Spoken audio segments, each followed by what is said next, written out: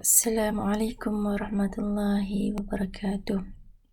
Okay, baik, hari ini kita akan belajar tajuk beriman kepada Allah Subhanahu Wa Taala.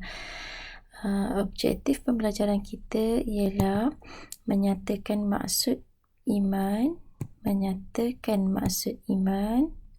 objektif kita menyatakan maksud iman, menyatakan maksud beriman kepada Allah dan menyatakan rukun Islam. Hari ini kita nak tengok 3 perkara ini. Baik, maksud iman ada 2, dari segi bahasa dan dari segi istilah. Maksud iman dari segi bahasa ialah membenarkan.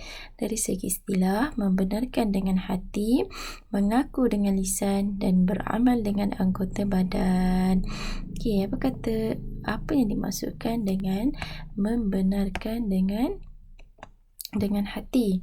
Membenarkan dengan hati, mengaku dengan lisan, beramal dengan anggota badan. Okey, ni maksud iman. Membenarkan dengan hati maksudnya hati kita ini yakin bahawa Allah Subhanahu Wa Taala itu Tuhan yang satu, bahawa Allah Subhanahu Wa Taala itu adalah Tuhan yang wajib kita sembah. Okay, membenarkan dengan hati, mengaku dengan lisan sebagaimana kita mengucapkan syahadah, asyhadu an la ilaha illallah wa asyhadu anna Muhammadar Rasulullah. Aku bersaksi, asyhadu an la ilaha illallah, asyhadu an la ilaha illallah. Aku bersaksi bahawa tiada Tuhan yang disembah melainkan Allah, wa asyhadu anna Muhammadar Rasulullah, dan aku bersaksi bahawa Nabi Muhammad itu pesuruh Allah. Itu maksudnya mengaku dengan lisan. Okay, membenarkan dengan hati, keyakinan kita. Okay, keyakinan kita. Mengaku dengan hati adalah keyakinan kita kepada Allah Subhanahu Wa Taala, dan mengaku dengan lisan ikrar kita iaitu syahadah, asyhadu an la ilaha illallah wa asyhadu anna Muhammadan Rasulullah. Beramal dengan anggota badan. Apa maksud beramal dengan anggota badan? Bila kita yakin Allah itu satu,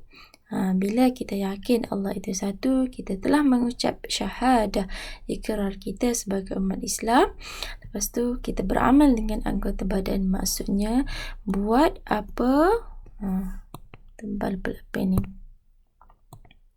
Okey, maksud dia buat apa disuruh, buat apa yang disuruh, dan tinggal apa yang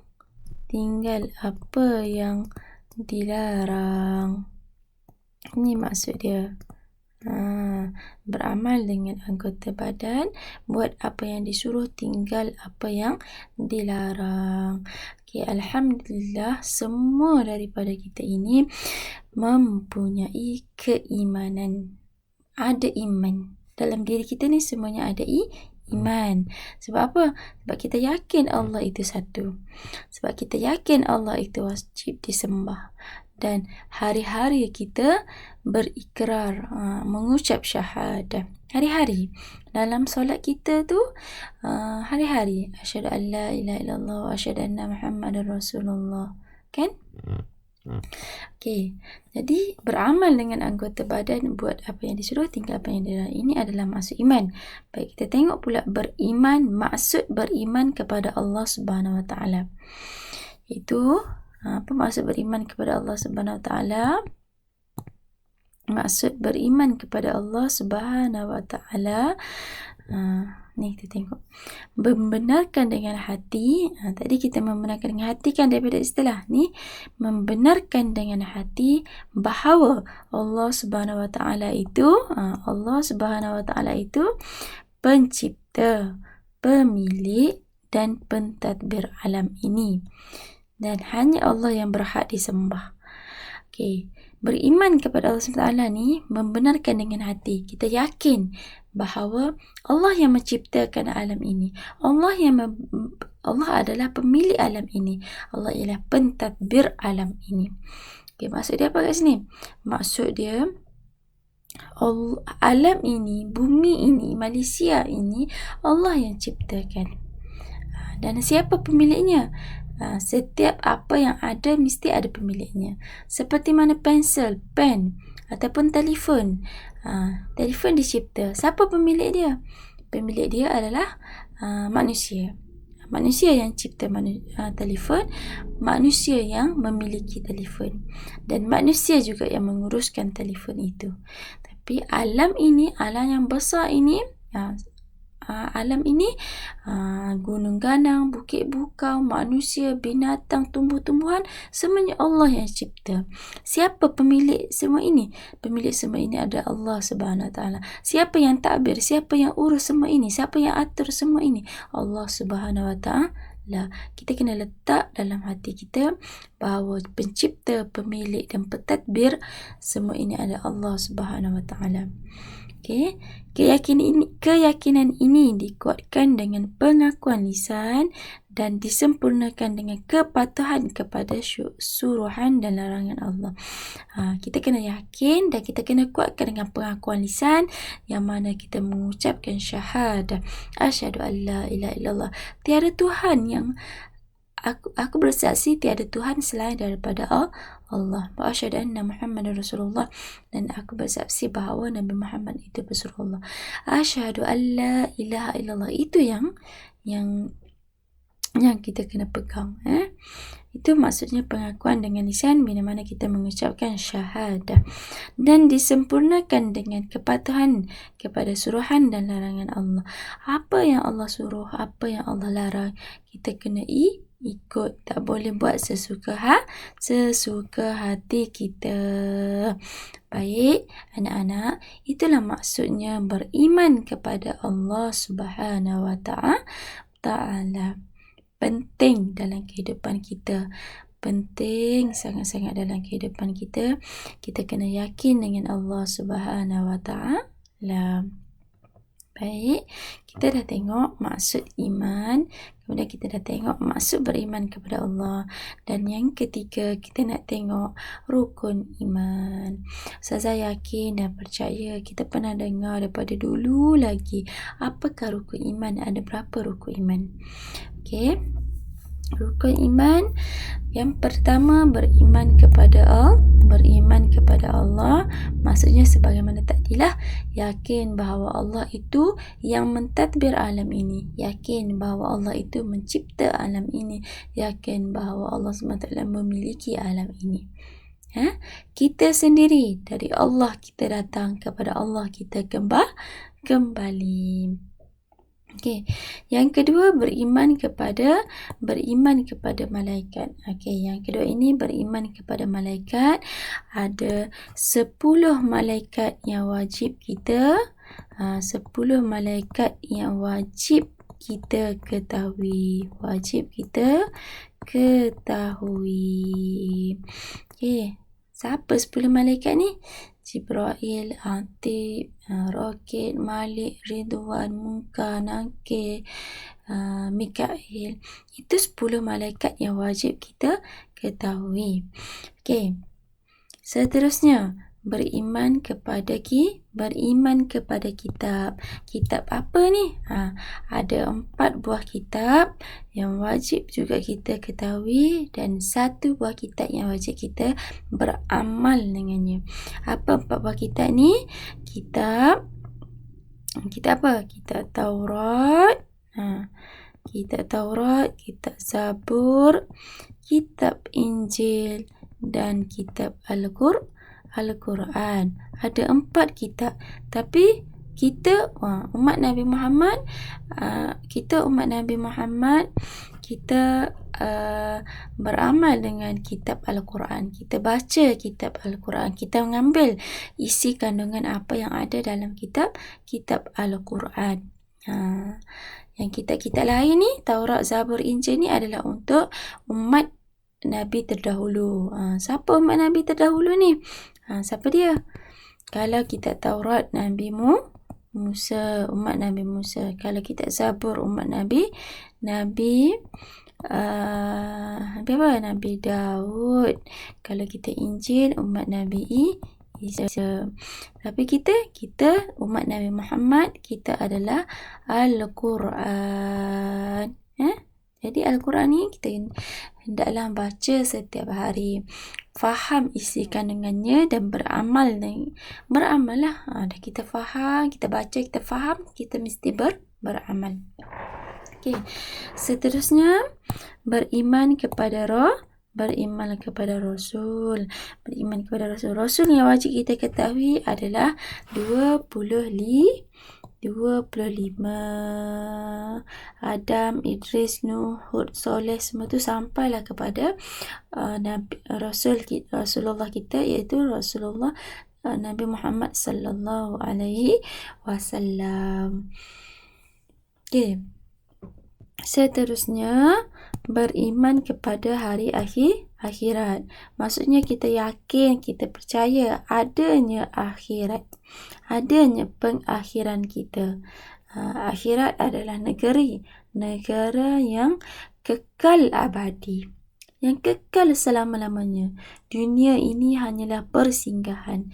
Jadi kita kena beramal, kena ingat, kena yakin bahawa akhirat ini adalah wujud. Akhirat ini adalah wujud. Jadi kita kena sentiasalah pujuk diri kita, ajak diri kita untuk buat baik. Jangan tinggal yang wajib seperti solat. Jangan tinggal yang wajib seperti solat. Sebab apa? Sebab ada akhirat esok-esok. Ada akhirat esok-esok. Di akhirat ini adalah Allah akan balas. Kalau kita buat baik, kita dapat syurga. Kalau kita buat jahat, kita dapat neraka. Siapa nak neraka? Tak nak. Semua orang bunyi neraka, dia tak nak masuk ke dalam neraka. Jadi kita kena pujuk diri kita, kena ajak diri kita buat kebaikan. Jangan rasa penat. Penatlah hari-hari nak kena solat ni.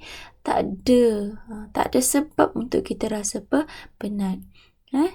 Kalau kita rasa letih sekalipun, itulah adat di dunia ini. Tak dapat nak rehat di dunia ni. Dunia ni semua orang berlumba-lumba untuk membuat kebaikan. Kerana apa? Kerana di akhirat esok semuanya nak masuk syurga, nak berehat di syurga. Andai kan kata tak penat ke buat baik, buat pahala, buat sedekah, jadi sukarelawan, tolong orang apa semua. Kenapa dia tak nak duduk diam-diam dekat rumah je? Kan? Dia kaya tapi dia tak nak diam-diam kat rumah macam Abid Liu kan? Tapi dia banyak tolong-tolong orang. Kerana apa? Tak apalah dia kata apa? Tak apalah. Dia penat di dunia sebab dia nak rehat selama-lamanya di akhirat. Nak dapat syurga Allah yang tertinggi. Okey. Itu kita yakin adanya hari akhirat. Okey, seterusnya yang keenam, beriman kepada qada dan qadar. Apa maksud beriman kepada qada dan qadar? Beriman kepada qada dan qadar maksudnya kita redha, kita pasrah apa yang telah ditentukan oleh Allah Subhanahu Wa Taala. Kita sabar melalui apa yang telah ditentukan oleh Allah Subhanahu Wa Taala ke atas diri kita. Contohnya kita dilahirkan dalam keluarga yang miskin, kita redha. Contohnya juga kita muka kita macam ni, itu adalah qada Allah, ketentuan Allah kepada kita semua. Qada dan qadar Allah, menariknya kita boleh berusaha dan kita boleh ubahnya. Contohnya kita dilahirkan dalam keluarga yang miskin, kita boleh berusaha untuk dapatkan rezeki yang halal untuk ubah nasib keluarga kita. Qada dan qadar Allah ini boleh diubah melalui usaha. Satu. Yang kedua, melalui doa. Kita boleh ubah. Satu, melalui usaha. Yang kedua, melalui doa. Usaha kita, contoh kita belajar. Ya Allah, kenapalah aku ini ditakdirkan berada di kelas yang sederhana. Bukan kelas orang-orang pandai dan juga bukan kelas orang yang pandai lah. Kenapalah ya Allah? Tapi kita usaha. Setiap titik perjalanan kita berusaha itu diganjari pahala oleh Allah Subhanahu Wa Taala. Kita usaha tu Allah dah bagi pahala dah. Kalau kita dapat kejayaan, subhanallah, lagi hebat nikmat Allah Subhanahu Wa Taala. Jadi siapa pun kita, apa pun kita, syukurilah nikmat, syukurilah keadaan yang kita ada. Dan iringilah dengan doa. Setiap apa yang berlaku pada diri kita, iringilah dengan doa. Kena sentiasa berdoa. Doa juga boleh mengubah qada kita. Doa juga boleh mengubah kehidupan kita. Jadi doa, minta je dengan Allah itu, ya Allah, aku dah penat dah duduk macam ni. Aku nak jadi seorang yang keluarga, aku nak ada keluarga yang senang. Jadi apa perlu kita buat sekarang ni? Usaha untuk belajar bersungguh-sungguh, usaha untuk dapatkan pekerjaan yang baik. Bila kita belajar bersungguh-sungguh, kita ada ilmu, kita bekerja dengan sehabis baik, dapat pula pekerjaan yang baik, insya-Allah kita boleh mengubah nasib keluarga kita. Okey, ini adalah rukun 6. Rukun iman ada 6 perkara, maka wajib semuanya kita yakin.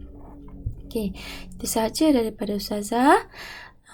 Assalamualaikum warahmatullahi wabarakatuh.